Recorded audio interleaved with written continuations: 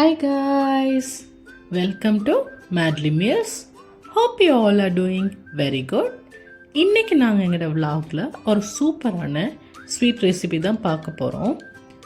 இன்னைக்கு நாங்கள் பாசிப்பயிறு கஞ்சி அப்படியும் சொல்லலாம், இல்லைன்னா கிச்சடி அப்படியும் சொல்லலாம்.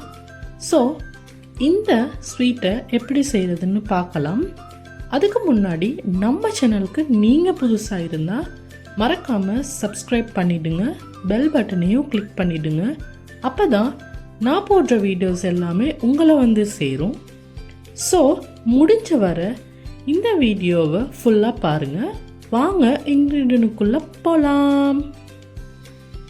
அதுக்காக 3 கப் அளவு பயறு ஓவர் நைட்டு ஊற வச்சு வாஷ் பண்ணி எடுத்திருக்கிறேன். இந்த கப் தான் நான் மெஷர்மெண்ட்காக யூஸ் பண்ணியிருக்கிறேன். உங்களுக்கு தேவையான கப்பை நீங்கள் மெஷர்மெண்ட்காக யூஸ் பண்ணிக்கலாம். அது கூடவே 500 ml ஃப்ரெஷ் மில்க் எடுத்து வச்சிருக்கிறேன். 3/4 கப் அளவு கருப்பட்டி சர்க்கரை தான் எடுத்து வச்சிருக்கிறேன். அது கூடவே 25 கிராம் ப்ளம்ஸ், 25 கிராம் கஜு எடுத்து வச்சுக்கிறேன். ஆப்ஷனல் தான், போட்டால் ரொம்பவே சூப்பராக வரும். ஒரு சட்டியில் உங்களோட பயரை ஆட் பண்ணி அதில் கொஞ்சமாக சால்ட் ஆட் பண்ணிக்கோங்க. எப்போவுமே ஸ்வீட்க்கு சால்ட் சேர்க்கும்போது ஸ்வீட் ரொம்பவே டேஸ்டியாக வரும்.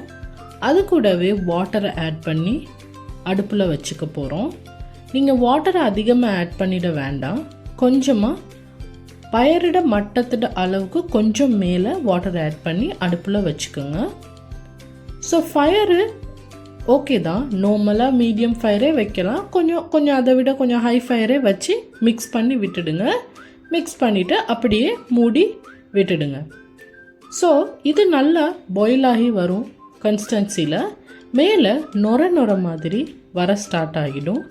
அது எல்லா நுரையும் நீங்கள் எடுக்கணும்னு அவசியம் இல்லை, கொஞ்சமாக மேலே வரதை மட்டும் கொஞ்சமாக கிளியர் பண்ணி விட்டுடுங்க அப்பப்போ. அண்ட் அப்பப்போ ஓப்பன் பண்ணி நல்லா மிக்ஸ் பண்ணி விட்டுடுங்க. இந்த மாதிரி நல்லா மிக்ஸ் பண்ணி நல்லா பாயில் பண்ணி விட்டுடுங்க. அது நல்லா வெந்து வரணும். அவ்வளோ பெரிய மந்திரமெல்லாம் இல்லைங்க, சும்மா சின்ன வேலை தான். நல்லா பாயில் பண்ணி எடுக்கிறதுக்கு தான் இருக்குது.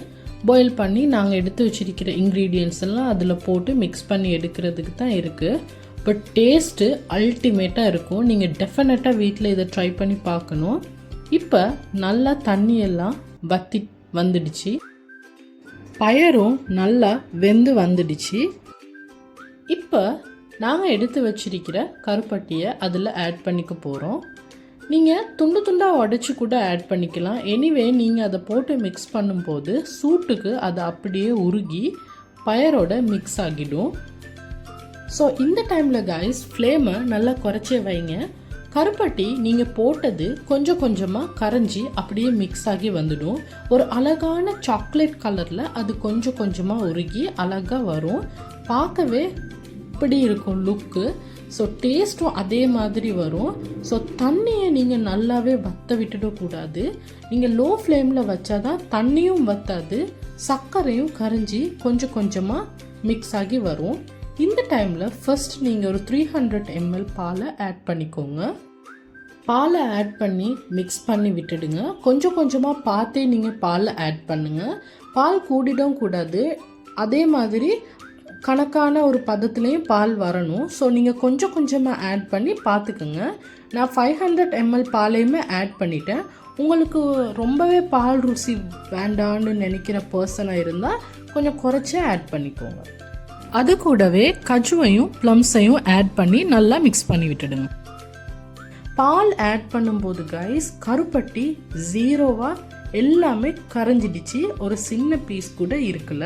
ஸோ நீங்களும் அதே மாதிரி கருப்பட்டி எல்லாமே மொத்தமாக கரைஞ்சி போகாட்டிலும் இருந்ததுக்கு அப்புறம் தான் நீங்கள் உங்களோட ஃப்ரெஷ் மில்கை ஆட் பண்ணிக்கணும். அதுக்கப்புறமா உங்களோட ப்ளம்ஸ் கஜுவை நீங்கள் ஆட் பண்ணிவிட்டு ஸ்லோ ஃப்ளேமில் வச்சு ஒரு 10 to 15 minutes அதை குக் பண்ணி எடுத்துக்குங்க. ஸோ பாருங்க, இதுதான் ஃபைனல் லுக்கு. நான் செஞ்சு எடுத்துட்டேன். டெஃபினட்டாக நீங்களும் இதை வீட்டில் ட்ரை பண்ணி பார்த்துட்டு எனக்கு கீழே கமெண்ட்டில் மறக்காமல் சொல்லிடுங்க. நாங்கள் 2 வீக்ஸ்க்கு ஒரு தடவை சரி டெஃபினட்டாக இதை வீட்டில் ட்ரை பண்ணுவோம். ஏன்னா இதில் இன்க்ளூட் பண்ணியிருக்கிற எல்லாமே ஹெல்த்திங்கிறதுனால நாங்கள் அப்பப்போ இதை வீட்டில் செஞ்சு சாப்பிடுவோம். ஸோ டெஃபினட்டாக நீங்களும் இதை வீட்டில் ட்ரை பண்ணி பார்த்துட்டு எனக்கு கீழே கமெண்ட்டில் சொல்லுங்கள். மறக்காமல் சப்ஸ்கிரைப் பண்ணி பெல் பட்டனை கிளிக் பண்ணிடுங்க for more recipes and videos. இந்த ரெசிபியை பார்த்து நீங்கள் ஹாப்பியாக யூஸ்ஃபுல்லான டிப் எடுத்திருப்பீங்கன்னு நான் நினைக்கிறேன். ஸோ இதே போல் மீண்டும் ஒரு நல்ல ரெசிபியோட எந்த vlogல நான் மீண்டும் உங்களை சந்திக்கும் வரை until then take care. Bye bye.